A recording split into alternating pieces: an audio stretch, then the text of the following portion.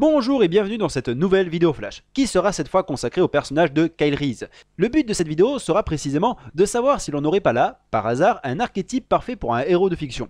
Évidemment, il serait absurde de répondre par une affirmation ou une négation, mais tout de même, je trouve intéressant de se pencher sur ce sujet.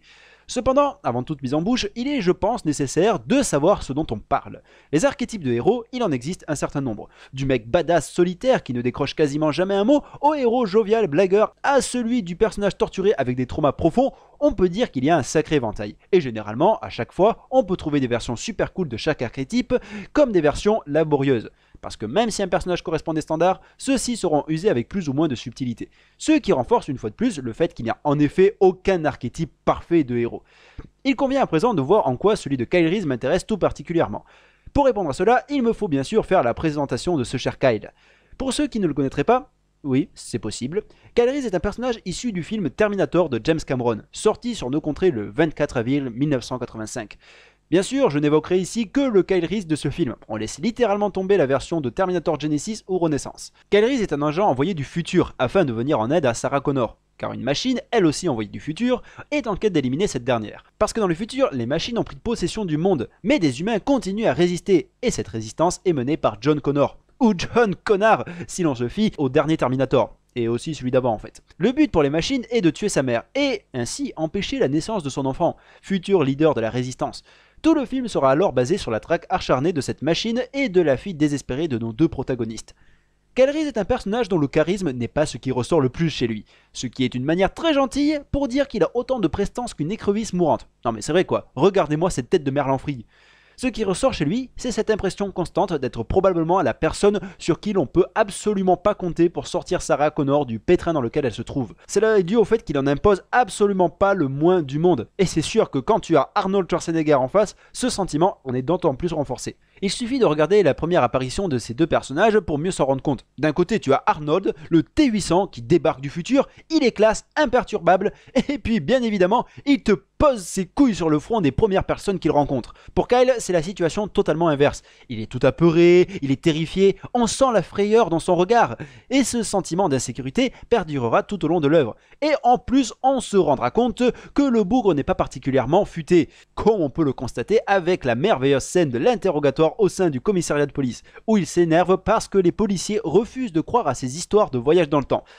Ce qui a pour incidence que l'on se demande pendant toute la durée de l'œuvre, pourquoi diable est-ce que c'est lui qui a été choisi pour revenir dans le temps? Parce que là on se dit que lui et Sarah ils sont vraiment dans la merde.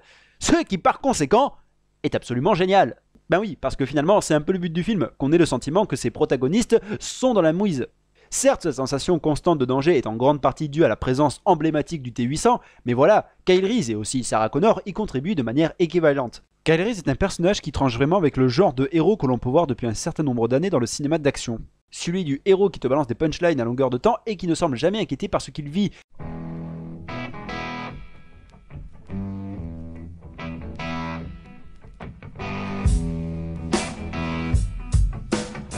Ce qui peut parfois totalement désamorcer la tension que l'on pourrait avoir dans un film.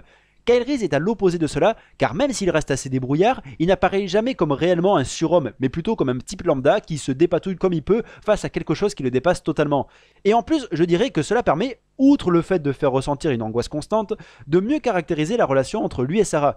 Parce que le fait qu'il ne s'agisse pas du héros sans peur et sans reproche implique le fait que l'on n'a pas la sensation d'avoir là une relation cliché, de Sarah qui tomberait amoureuse de son héros, de son sauveur. Et puis surtout, c'est que grâce à cela, Sarah ne se contente pas de rester là les bras croisés et a une réelle utilité. On ressent que l'un a besoin de l'autre pour survivre, et il en ressort une véritable alchimie dans ce duo. Donc voilà pourquoi je trouve l'archétype de Kyle Reese franchement cool, même si ce n'est évidemment pas un archétype parfait, et ni même celui que je préfère, mais bon, comme il me fallait un titre pour cette vidéo. En tout cas, si je parle de ça, c'est parce que Kyle Reese constitue un personnage qui, de prime abord, ne me plaisait pas du tout, du fait de son côté très con et de son manque de charisme. Mais au final, cela permet de traduire l'idée que même si un personnage peut sembler un peu nul, cela ne va pas nécessairement dire qu'il s'agit d'un défaut pour le film. Bien au contraire, puisque là ça va carrément dans son sens. Et c'est vrai que j'ai un peu l'impression que parfois, certaines critiques se limitent seulement sur cet aspect très superficiel. Et ce n'est pas un reproche, puisque c'est quelque chose que je fais aussi, mais voilà, j'ai voulu faire cette petite vidéo pour essayer de prendre un peu de recul par rapport à ça. En tout cas, j'espère que celle-ci vous aura plu, je vous dis merci beaucoup de l'avoir regardé, au revoir, portez-vous bien et rendez-vous pour une prochaine vidéo.